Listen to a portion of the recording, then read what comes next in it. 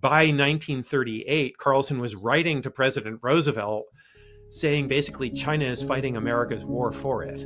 Why did American officer Evans Carlson see Chinese people's war of resistance against Japanese aggression as a fight not just for China, but for the wide world, even the distant United States? While observing the Chinese Communist Forces' resistance in 1937 and 1938, Carlson gained a first-hand understanding of both the brutality and the expansionist ambitions of Japanese militarism. In his 1940 book, he warned, "The madness which must give Americans pause is the mental attitude of the Japanese military and naval officers towards the program of conquest. They are imbued with the concept of divine mission. They have the mission to carry the Japanese brand of culture to the four corners of the earth, and the conquest of China is regarded by them as merely a stepping stone to that end.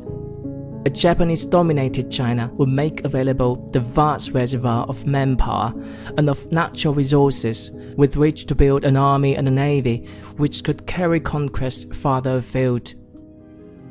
In other words, as long as China held the line, it held back Japan's expansionist momentum, and Carlson had long believed in the Chinese Communist Forces' ability to resist. As early as December 1937, he wrote in a letter that the 8th Army will continue to resist the Japanese if every other unit in China lays down its arms, and the resistance will be effective. All you have to do is imagine what would happen if in 1942, China surrendered to Japan.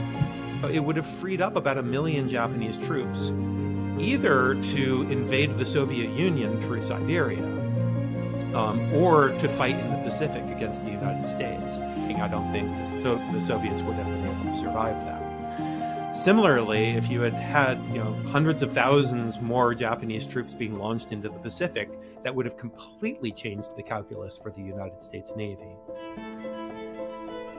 In fact, united as one under the banner of the Chinese United Front against Japanese aggression, which was advocated and established by the Communist Party of China, China fought relentlessly against the majority of troops of Japanese militarism and made a national sacrifice of over 35 million casualties. During 14 years of fierce anti-fascist fighting, China engaged and tied down over 2/3 of the Japanese army, inflicting 70% of Japan's wartime military casualties. 80 years since China and the world triumphed over fascism, some values still resonate deeply. Resilience in the face of aggression, unity in times of crisis, and an unwavering commitment to justice. In a world where new dangers continue to emerge, truth and memory remain our strongest defense. Peace is never given. Justice must be guarded by every generation.